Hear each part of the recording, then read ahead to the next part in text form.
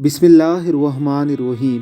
حضرت ابو ذر رضی اللہ تعالیٰ عنہ بیان کرتے ہیں کہ حضور نبی اکرم صلی اللہ علیہ وآلہ وسلم نے اللہ سے یہ روایت کیا، اللہ نے فرمایا، اے میرے بندو، میں نے اپنے اوپر ظلم کو حرام کیا ہے اور میں نے تمہارے درمیان بھی ظلم کو حرام کر دیا، لہٰذا تم ایک دوسرے پر ظلم نہ کرو۔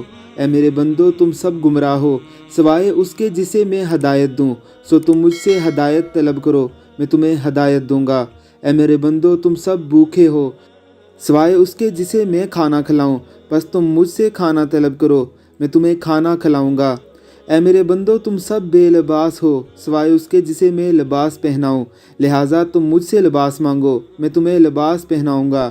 اے میرے بندو، تم سب دن رات گناہ کرتے ہو اور میں تمام گناہوں کو بخشتا ہوں، تم مجھ سے بخشش طلب کرو، میں تمہیں بخش دوں گا۔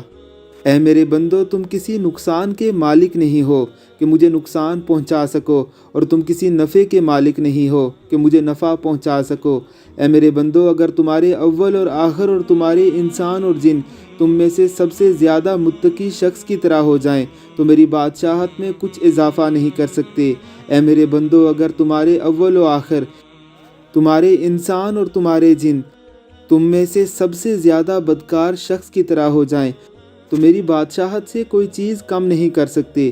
اے میرے بندو، اگر تمہارے اول و آخر تمام انسان اور جن کسی ایک جگہ کھڑے ہو کر مجھ سے سوال کرے اور میں ہر انسان کا سوال پورا کر دوں تو جو کچھ میرے پاس ہے اس سے صرف اتنا کم ہوگا جس طرح سوئی کو سمندر میں ڈال کر نکالنے سے اس میں کمی آتی ہے۔ اے میرے بندو، یہ تمہارے اعمال ہیں جنہیں میں تمہارے لیے جمع کر رہا ہوں، پھر میں تمہیں ان کی پوری جزا دوں گا۔ بس جو شخص خیر کو پائے وہ اللہ کی حمد کرے، جسے خیر کے سوا کوئی چیز مثلا آفت یا مصیبت پہنچے وہ اپنے آپ یعنی اپنے نفس کے سوا کسی کو ملامت نہ کرے۔ اللہ کی ذات ہمیں معرفت الہی عطا فرمائے، آمین ثم آمین۔